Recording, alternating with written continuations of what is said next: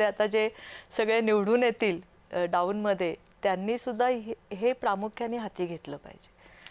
नक्कीच. त्यामुळे town planning हा आणि नगर विकास हा अतिशय आणि लोकांना असं वाटतं की विकास म्हणजे फक्त इमारती किंवा फ्लायओव्हर असं नाहीये, तर तो अगदी ड्रेनेज पासून ते सॅग्रिगेशन ऑफ गार्बेज इथून सुरुवात होते. इथून सुरुवात होते आणि नागरिकांचा सहभाग त्याच्यात असणं फार महत्त्वाचं आहे. हे कारण आपण म्हणतो की नाही हे हे बघा महानगरपालिका आलंच नाही कचरा उचलायला, पण तुम्ही पण जागेवर तो टाकला पाहिजे, तो सॅग्रिगेट केला पाहिजे. आज किती वेळा आपण आव्हान करतो खरं, पण तरी कचरा सॅग्रिगेट होत नाही.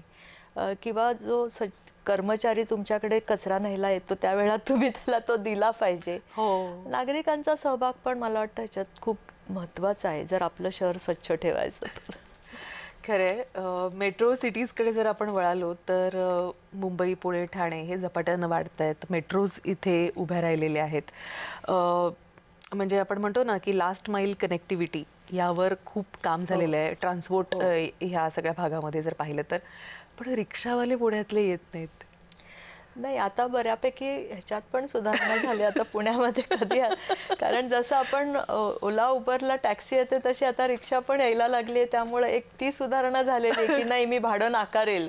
ही जो पुणेकर रिक्षावाल्याचा ट्रेंड होता तो बदलायला लागलाय आणि आता त्यांनाही माहिती आहे की जर आपण नाही हे केलं तर मग आपण एका जागीच बसून राहू. त्यामुळे ती सिस्टीम पण आता बदलते आणि आपण आता पिकअप आणि ड्रॉप ऑफ पॉईंट जे मेट्रोला जे तू म्हणली तर तिथे जर आपण हे रिक्षा आणि ह्यांना जर ते दिले तर त्यांचा पण बिझनेस वाढेल आणि ही मानसिकता मला वाटतं आता ती चेंज होतीये ह्याच्याप्रमाणे. आणि हे सगळे ॲप डेव्हलप करणं त्या इंटिग्रेटेड सिस्टीम्स डेव्हलप करणं हे चालू आहे. आणि जेव्हा आता आपण मेट्रोचे प्लॅनिंग करतोय ते त्याच्याबरोबर ह्याचे प्लॅनिंग पण आत्ता आपण करतोय की असं नाही की ते नंतर जाऊन करू.